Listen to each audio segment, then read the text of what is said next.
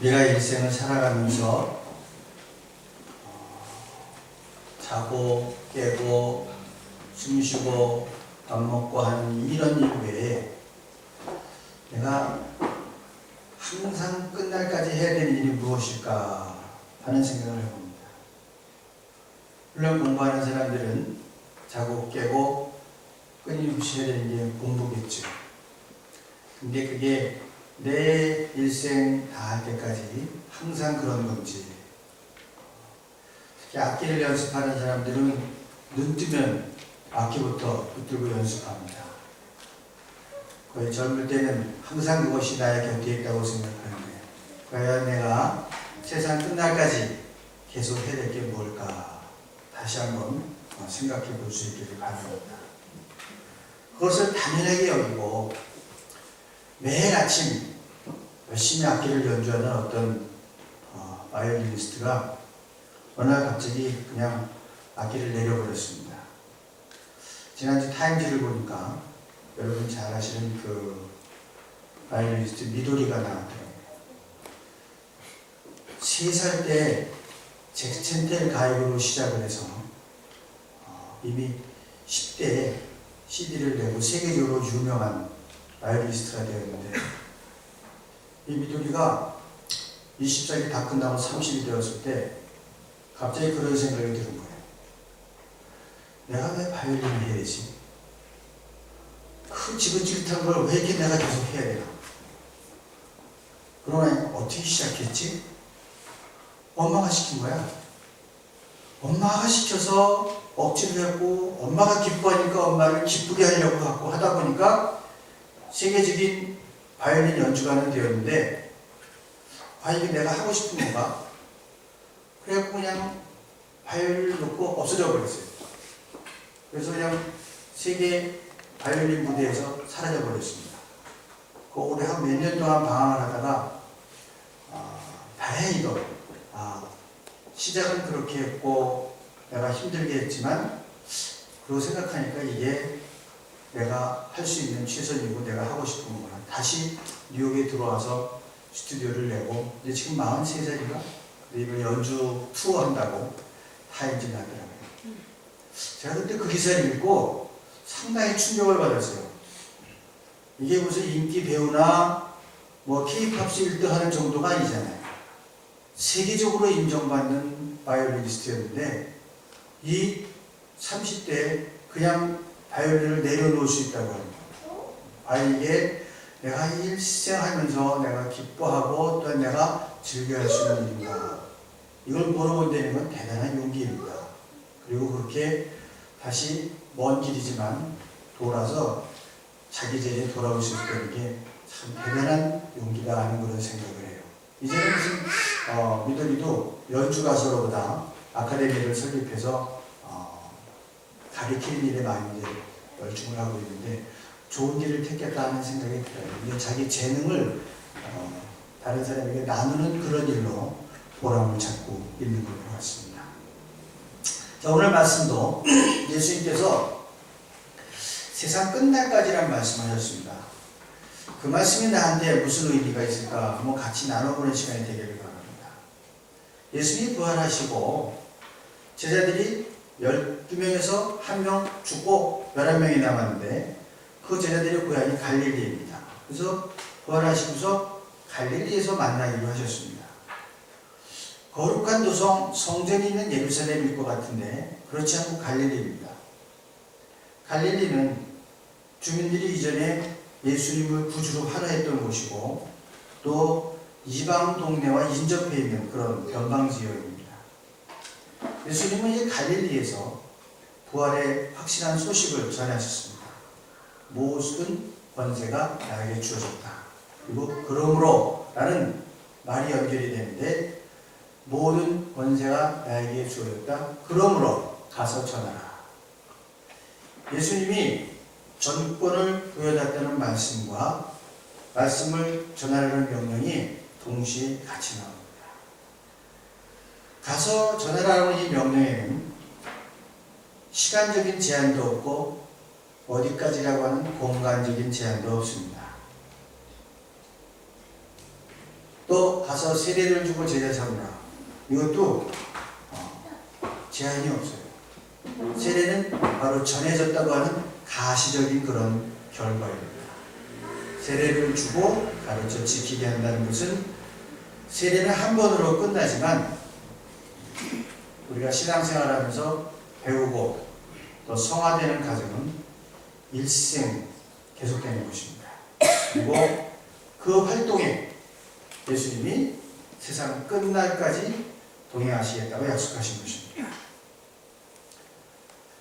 말씀을 전해서 듣게 하라고 하는 그 명령은 시간과 공간을 넘어서 오늘 여기 모인 우리들에게도 똑같이 들려주시는 그런 명령의 말씀입니다. 우리가 전하라는 이 명령을 어떻게 수행할 수 있을까? 그리고 우리가 넘어가야 되는 그런 어려움은 무엇일까 하는 것입니다. 아주 간단하고 확실하게 선교의 명령이 주어졌습니다. 11명의 제자들에게 이 말씀을 주셨고 또한 같이 하시겠다고 말씀하셨습니다. 우리는 그냥 같이 하시겠다고 하는 약속만 듣고 싶지만 그것은 말씀을 전할 때 같이 하시겠다는 전하라는 명령과 함께 주어진 약속입니다. 그러니까 이 세상 끝날까지 주님이 우리와 같이 하신다고 하는 것은 어디에 같이 하시는가? 말씀을 전하는 그곳에 같이 하시겠다는 그런 말씀입니다. 믿어지지 않으시겠지만 우리가 교회 생활하면서 우리가 주님이 동행하시는구나, 주님이 일하시는 거다, 그것을 가시적으로 보고 느끼기는 참 어렵습니다. 그러나 많은 선교의 현장에서 또한 저희들이 떠나는 헝가리 데브레체에 있는 로마니 선교의 현장에서도 가면 그냥 보고 느낄 수 있는 게 주님이 정말 동행하시는구나, 주님이 일하시는구나, 그걸 그냥 느낄 수가 있습니다. 여기는 다들 다 사정이 좋고 풍족하기 때문에 잘 느끼지 못하지만 선교의 현장이라는 게 열악하고 또 우리의 지혜와 준비를 다 해갔는데도 돌발 상황들이 발생하는데 우리가 대처하거나 해결할 수 있는 일들이 아닙니다. 근데 그 일들이 우리의 생각을 뛰어넘는 주님의 방법으로 해결하시는데 이건 우리가 하는 일이 아니라는 것은 그냥 자연스럽게 뜨겁게 신앙 고백을 하지 않아도 돼요. 자연스럽게 보고 고백하게 됩니다. 그래서 전하라는 그곳에 세상 끝날까지 함께 하시다는 약속을 확인할 수 있는 것이 선교의 현장이기도 합니다. 이 전하라는 말씀 가서 사람들을 만나라는 말씀으로 이해하면 되겠습니다. 앉아서 기다리지만 말고 행동하고 움직이는 공동체를 말합니다. 세상을 초청하라는 것이 아니라 세상으로 나아가라는 그런 말씀입니다. 자, 예수님의 부활의 소식을 듣고 이제 갈릴리로 달려간 11 제자들이 무슨 마음으로 달려갔을까? 몇몇 여인들이 예루살렘에서 부활하신 예수님을 만났을 때 갈릴리로 가서 내가 제자들을 만날 것이라고 그 말을 전하라고 했습니다. 그래서 11명의 제자들이 그 말씀을 듣고 갈릴리로 내려간 것이었습니다. 예루살렘에서 갈릴리까지는 하루길이 아닙니다. 바쁘게 가도 좋기 굿즈바이트하게 아주 이틀은 좋게 걸리는 그런 거리입니다. 그 사람들이 이 여인의 말을 듣고 갈릴리로 가면서 어떤 심정이었을까? 야, 부활하신 주님을 만난다 하는 희망도 있었지만 이것만 진짠가? 의심도 있었습니다. 희망과 의심이 교차하는 묘한 심정으로 갈릴리로 내려가고 있는 것입니다. 사실은 우리 모두의 신앙 상태가 정도의 차이는 있지만 이런 희망과 의심의 사이를 진동하는 왔다 갔다 하는 그런 마음의 상태가 대부분의 신앙인의 마음들입니다. 제자들이 예수님의 부활의 소식을 듣고 전적으로 믿지 못하고 의심했던 많은 이야기를 우리는 듣고 있습니다. 갈릴리로 달려가는 제자들이 의심을 떨쳐버리지는 못했을 것입니다. 반면에 한가닥 희망을 가졌을 수도 있습니다. 정말 예수님이 부활하셔서 갈릴리에서 우리를 기다리실 것이다. 또는 기다리면 얼마나 좋을까 하는 심정으로 갔을 것입니다. 그리고 정말로 그들은 갈릴리에서 부활하신 예수님을 만날 수 있었습니다. 믿을 수 없었던 일이죠. 말로만 듣던 부활, 그 부활하신 주님을 두 눈으로 볼 수 있었습니다. 그래서 처음으로 부활하신 예수님 앞에서 그들은 무릎을 꿇을 수밖에 없었을 것입니다. 아마 속으로 세상에 이럴 수가 라고 생각했을 것입니다. 제자들의 숫자는 원래 여러분 아시겠지만 12개였지만 지금은 11제자밖에 없습니다. 이스라엘에서 원래 12개라는 숫자는 완전수라고 해서 중요시하는 숫자입니다.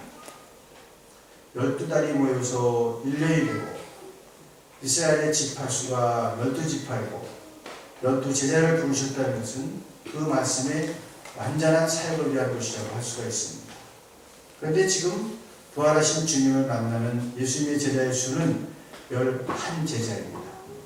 가룟 유다는 자신이 생각했던 하나님의 나라를 실현하는 방법이 너무나 달랐기 때문에 예수님을 계속 쫓을 수가 없었습니다. 그래서 이 12제자의 모임에서 떨어져 나가서 지금 11제자밖에 없습니다.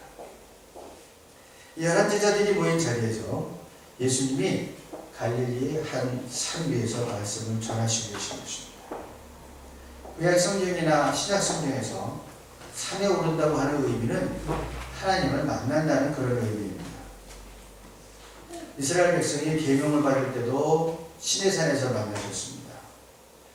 예수님의 중요한 가르치는 산상수훈도 산 위에서 가르치신 것입니다. 그래서 산 위는 그렇기 때문에 다른 말로 하면 하나님이 자신을 계시하는 그런 장소입니다. 바로 이 산 위에서 예수님은 나는 하늘과 땅의 모든 권한을 위임받았다 하는 말씀을 하고 계신 것입니다. 지금 11제자는 바로 이 예수님을 만나면서 하나님의 현재하심을 보고 있는 것입니다. 여러분 신앙생활하면서 하나님이 여기 임하시는구나. 하나님이 우리의 심령 가운데 임하시는구나.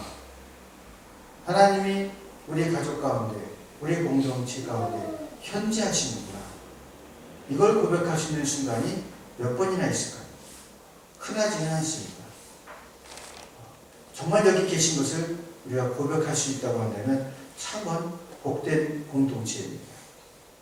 이 산 위에서 11제자가 예수님으로부터 중요한 임무를 받습니다. 너희는 가서 모든 민족을 제자로 삼아서 아버지와 아들과 성령의 이름으로 세례를 주고 내가 너희에게 명령한 것을 그들에게 가르쳐 지키게 하여라. 당시로서는 이게 어마어마한 과제입니다. 지금은 한국에서 아프리카 선교도 가고 또 필리핀도 가고 원주민 선교도 가고 아마존에도 들어가고 그러니까 세상 끝까지 내는 게 그런 가운데 생각하지만 그 당시에 세상 끝까지 전하라고 하는 것은 어마어마한 과제입니다. 여기 모인 우리들도 바로 이 명령 하에서 다들 세례를 받고 신자가 된 것입니다. 세례를 받을 때 다 이런 비슷한 질문에 응답한 기억들이 있을 줄 압니다. 그렇다면 우리들도 예수님의 제자들이라고 말할 수 있을까? 우리들이 11제자와 더불어서 12번째 제자의 자리에 설 수 있을까? 우리 스스로 물어봐야 됩니다. 과연 내가 12번째 제자가 될 수 있을까? 예수의 제자가 된다고 하는 것은 예수의 제자의 본연의 임무,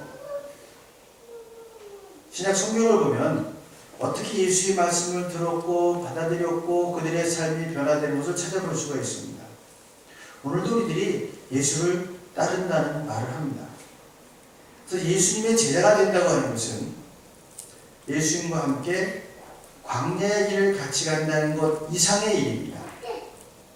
예수님과 함께 갈릴리와 또 예루살렘 땅을 같이 간다 하는 그 이상의 일이다 이겁니다. 예수님의 제자가 된다는 것은 예수님이 가르치시고 모범을 보이신 것을 자신의 삶에서 실천하고 실현해 보려고 하는 시도입니다. 이게 예수님의 제자입니다. 제자라고 하는 것은 세례받았다고 하는 세례 증명서가 그 제자를 증명해 주지 못합니다. 여러분들 모세오경을 같이 공부했는데 모세오경의 마지막 장인 신명기는 가나안에 들어가는 그 다음 세대 이스라엘 백성들을 가리킨 제2의 율법서라고 합니다. 도이트로노미움이라고 하는데 신명기 34장 중에 지켜 행하라 하는 말씀이 몇 번이 나오는가 하면 한 장에 3번 이상 나옵니다. 신명기에는 지켜 행하라는 말씀이 100번 이상 나옵니다. 예수님의 제자가 된다고 하는 것은 내 세례를 받았다는 것이 아닙니다. 그분의 가르침의 말씀으로 지켜 행하는 사람, 이것이 제자입니다. 그래서 신명기에서 지켜 행하라라고 하는 것과 왜 예수님의 제자가 된다고 하는 것은 같은 의미입니다. 예수를 닮는다고 그러죠. 물론 그것은 우리들의 끊임없는 시도입니다. 결코 예수님같이 되지는 못할 겁니다. 그러나 끊임없이 그 시도를 한다고 하는 것입니다. 언제까지? 세상 끝날까지. 우리가 숨쉬는 날까지 해야 될 일이 바로 이겁니다. 끊임없이 지켜 행하며 예수님의 제자의 본연의 모습에 내가 설 수 있도록 끊임없이 자기를 말씀에 비추어 보고 지켜 행하고 시행착오를 거듭하고 왜 나는 안 될까 고민하고 좌절하고, 이게 바로 제자의 모습입니다. 다른 사람들 보면서 왜 저 사람은 그게 안 될까 이런 얘기 할 필요 없습니다. 스스로를 보세요. 그래서 성경은 비판하지 말라고 그랬습니다. 그건 뭐냐면 예수님의 제자가 되는데 다른 사람 보면 저 사람은 믿으면서 저 모양일까 그런 얘기 하지 말라는 거예요. 다른 사람이 나를 보면 나도 똑같습니다. 왜냐하면 누구도 예수님같이 될 수 있는 사람은 없습니다. 모두가 비판받을 수 있기 때문입니다. 그 그리스도의 삶을 제대로 살지 못한다고 비판하는 것은 부질없는 일입니다. 왜? 다 못 사니까. 다 같이 비판해야 될 일을 못 때문에 합니다. 자기를 돌아보고 끊임없이 세상 끝날까지 그 일로 고민하고 그 일로 좌절하고 다시 그 일로 일어서고 하는 것이 제자의 모습이라고 하는 것입니다. 제가 여러분들에게도 한번 살면서 기억할 일 하면서 말씀을 드린 일이 있을 것입니다. 그 일은 내가 일생 동안 우리들을 쫓아다니는 질문입니다. 과연 원수를 사랑할 수 있는가? 과연 의의를 행하면서 온유함을 잃지 않을 수 있는가? 하나님의 일을 하면서 격분하지 않고 혈기를 부리지 않고 할 수 있는가? 그리고 보폭을 따라서 물을 마시는 것처럼 내가 나의 삶의 시간을 따라서 생수를 마시듯이 주님 앞에 나아가서 이걸 마실 수 있는가? 이건 일생 나를 쫓아다니는 질문입니다. 이걸 가지고 그게 된다 안 된다가 비판한다고 한다면 비판받지 않을 사람이 하나도 없다고 합니다. 12제자들도 이것을 완벽하게 실천하지 못했습니다. 그러나 가장 가까이 가기를 그 시도를 멈추지 않았습니다. 예수님의 제자가 된다는 것은 이 가르침을 따르는 것과 세례라고 하는 것이 결정적으로 중요합니다. 먼저 세례에 관한 말씀이 나오는데 세례를 받음으로써 예수님의 제자가 되는 시작이 됩니다. 시작.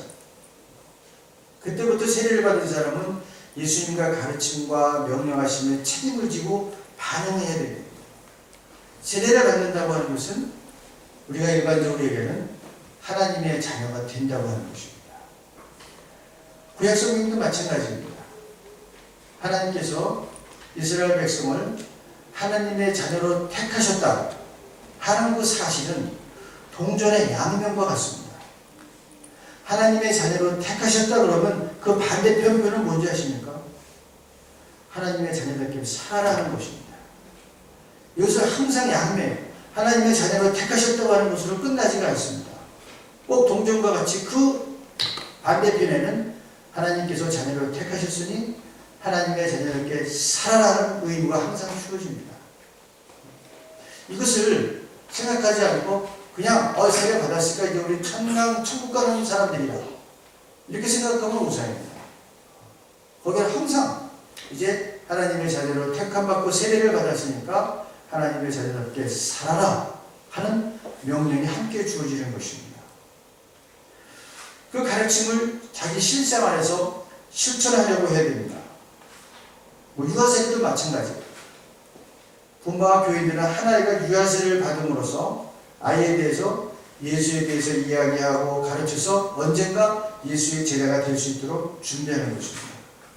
그러니까 우리가 세상 끝날까지 해야 되는 일이 뭔가? 당신의 진정한 제자가 되기 위해서 끊임없이 예수를 닮아가는 시도와 노력을 해야 된다고 하는 것입니다. 그것을 이제 바르게 정말 제자가 되기 위해서 하는 거죠. 교회에서 제자 훈련이라고 하는 건데 무슨 사람들의 제자 훈련 가리키는 사람의 제자를 만드는 게 아닙니다. 예수님의 제자를 만들려고 하는 것이죠. 그렇기 때문에 사역은 이론이 아니라 실천입니다. 우리 예수님께서 죄인으로 이 땅에 오셨습니다. 우리의 주님이시지만 종으로 우리를 섬겨주셨습니다. 우리 주님께서 우리를 구원하시려고 세상에 오셨습니다. 만왕의 왕으로 만주에 주로 오셨는데 그분이 우리를 섬겼습니다. 우리의 종이라고 하셨거든요. 내가 섬김을 받으러 온 것이 아니라고 했습니다. 주께서 주인이 되시고 왕이시지만 자기를 완전히 내어셔서 종으로 낮추시고 섬기는 자로 낮추셔서 제자들의 발을 씻기시던 그 모습을 기억하면서 그러한 삶을 훈련하는 것입니다.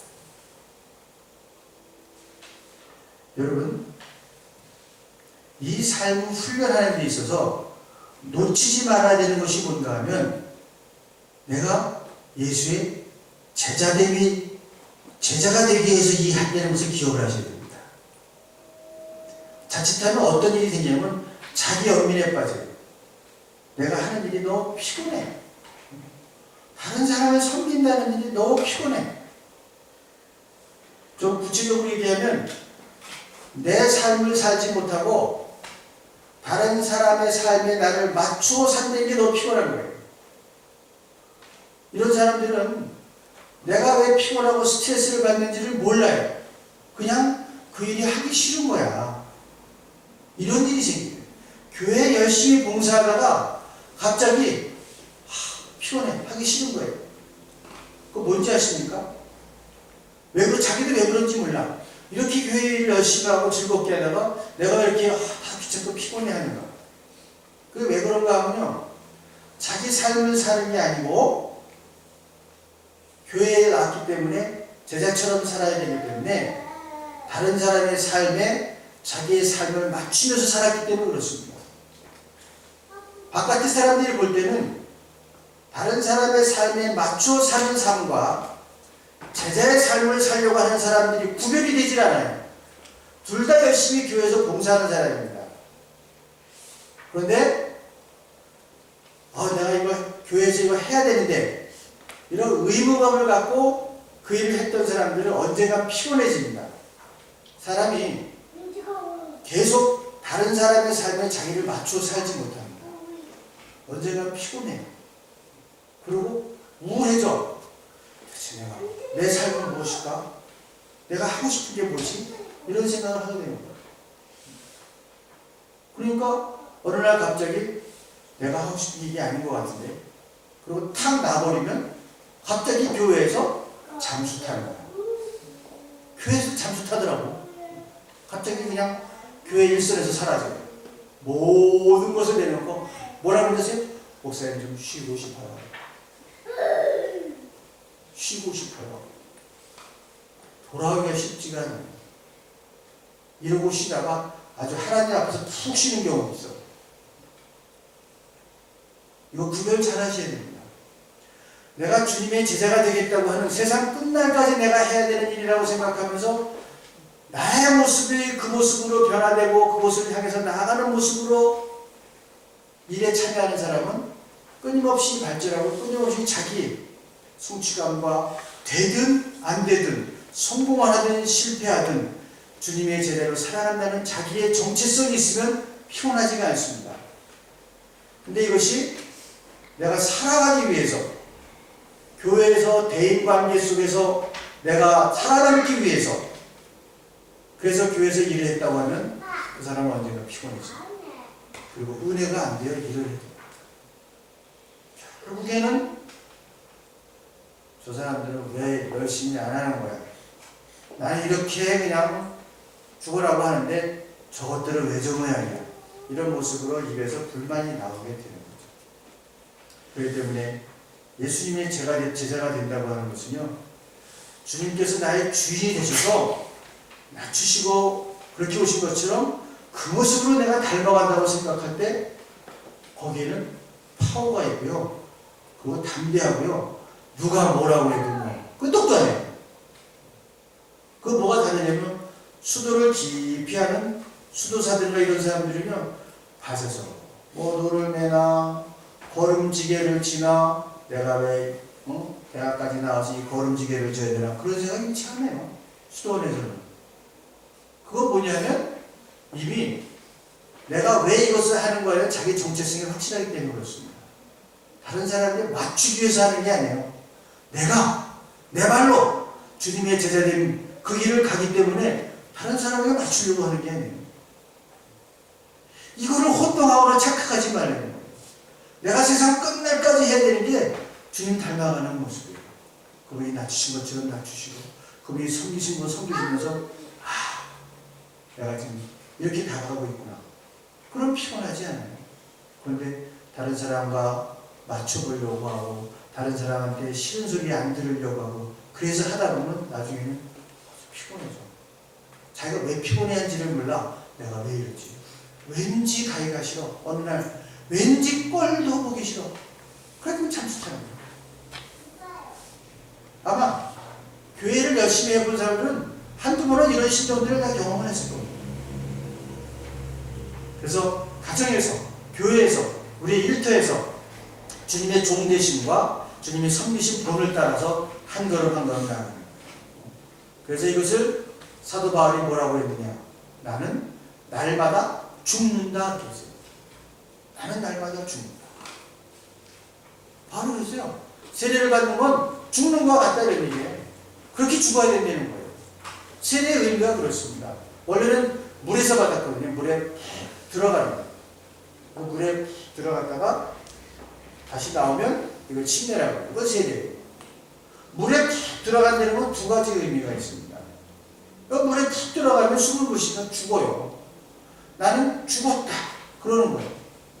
또 한 가지 의미는 물은 씻어내리는 그런 작용이 있어요. 그래서 나의 모든 죄가 이제 흐르는 물에 씻기고 나는 나의 옛 자아는 죽었다. 이 두 가지 의미가 세례의 의미예요.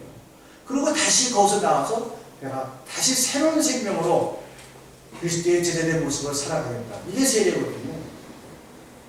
거기서 분명히 죽었어야 되는데 설 죽은 사람들이 있거든요. 이게 문제예요. 그리고 죽은 게 아니라 기절한 사람들이 있어요. 잠시 기절했다 깬 사람들. 이 사람은 죽어보질 않았거든. 자기가 죽는다는 게 뭔지 잘 몰라요. 뭐가 죽는 것인지.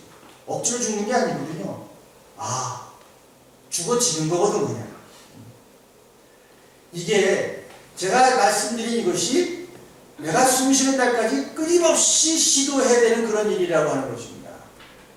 완전히 죽어지지도 않고요. 완전히 제자가 되지도 않아요. 그러나 끊임없이 그 마음을 갖고 나가는 거예요.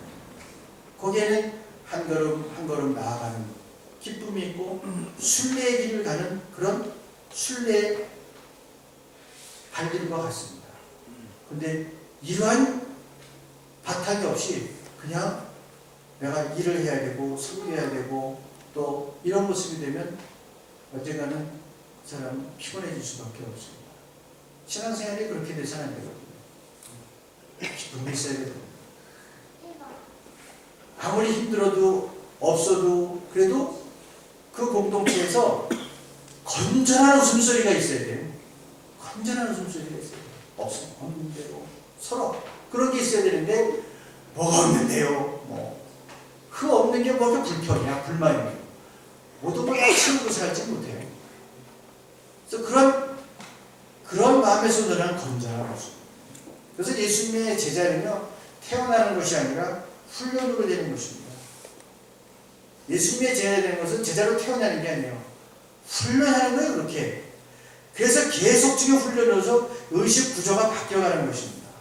성경을 보는 눈이 달라지는 것입니다. 사람을 대하는 태도가 바뀌는 것입니다.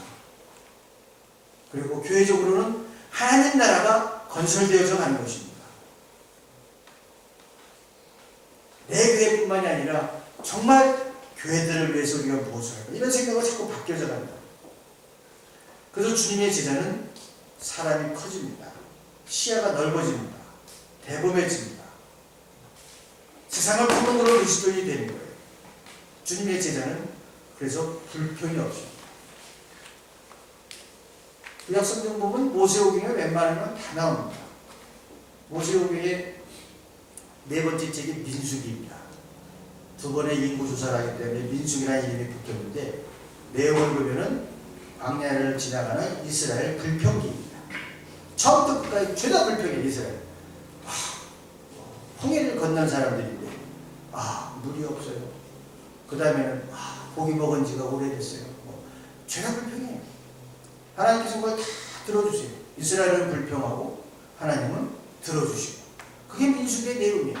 끊임없이 불평하다가 결국은 가나안 땅에 올라가라고, 가데스 바네아에서 올라가라고 하는데 결국 그 말씀 안 듣고 하나님을 멸시해서 큰 죄를 받습니다.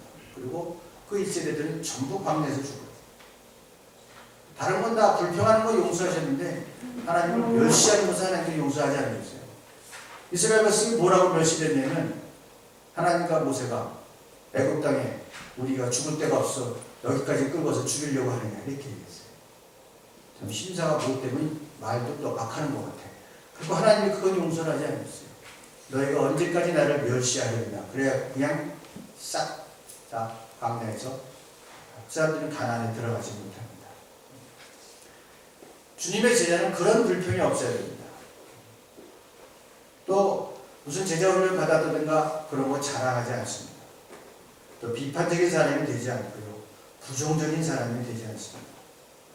예수님의 제자는 예수님을 나의 왕, 나의 주로 모시고 주님을 따르고 주님을 배우면서 주님의 사람이 되어가는 사람. 이게 예수님의 제자예요.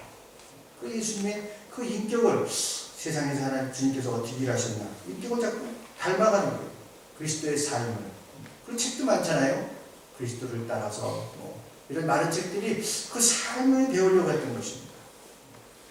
또 삶뿐만 아니라 그분의 사역을 배웁니다. 예수님이 뭘 하셨나? 사랑의 종으로 오셨고 온유하셨고 그래서 고치시고 말씀 전하시고 그런 거죠. 그러니까 예수님이 하신 일을 쭉 보면 우리가 세상 끝날까지 해야 되는 일이 둘입니다. 예수님의 제자 되는 모습 위해서 끊임없이 그걸 닮아가는 모습이 있어야 되고요. 또 하나는 그 어디나 때와 장소를 가리지 않고 말씀을 전하는 일이 우리가 세상 끝날까지 해야 되는 일입니다. 거기에 주님은 내가 세상 끝날까지 동행하시겠다. 그건 내가 무슨 일이든지 구하는 대로 주시겠다는 거예요. 그 일. 말씀을 전하는 일, 주님을 닮아보자 하는 일, 네가 구하는 대로 주시겠다는 거예요. 여러분 이제 기도가 좀 차원이 좀 높아지시기를 바랍니다. 주세요, 주세요 대신 주님 닮기를 원합니다. 주님의 삶과 주님의 사역을 묵상하면서 주님 내가 그리스도의 제자로 주님 닮기를 원합니다. 이런 기도가 저희 입에서 나와야 됩니다. 세례를 받는다고 해서 무슨 슈퍼맨이 되는 건 아니거든요. 여전히 약함도 있고 결점도 있고 다 있습니다. 그러나 예수님을 따르던 갈릴리 산 위에 모였던 11제자들이 수도 없이 실패를 하고 실수를 했던 제자들이지만 그 후에 얼마나 충실한 주님의 제자가 되어서 세상 끝까지 말씀을 전했는지 모릅니다. 그러니까 내가 얼마나 충실한 예수님의 제자이냐, 지금 그게 문제가 아니에요. 내가 예수님의 제자됨의 삶을 시작하느냐, 이게 중요해요. 시작을 해야 됩니다. 시작을 해야 됩니다. 이제 내가 정말로 세례받은 사람으로 주님의 그 삶, 제자됨을 시작해 보겠습니다. 이 마음이 중요해야 되는 거예요. 한 걸음 한 걸음 가다 보면 처음에 못 느끼지만 시간이 지나면 내가 걸어온 긴 길이 보이게 되어 있습니다. 순례의 길이라는 게 그렇습니다. 처음에 한 발, 두 발 뛸 때는 이게 언제 갈까 싶지만 가다가 돌아보면 지도를 보면 와, 벌써 한 달을 걸어온 거예요. 어마어마한 길을 걸어왔어요. 지도에 길이 날 정도로 걸어왔으니까. 스페인 반쪽을 걸었으니까 얼마나 많이 걸었어요. 한 40일을 걸어보세요. 내가 세상 끝날까지 너희와 함께하겠다, 이 말씀이 예수님의 제자가 되고자 시작하는 사람들에게 얼마나 큰 은혜가 되는지 모릅니다.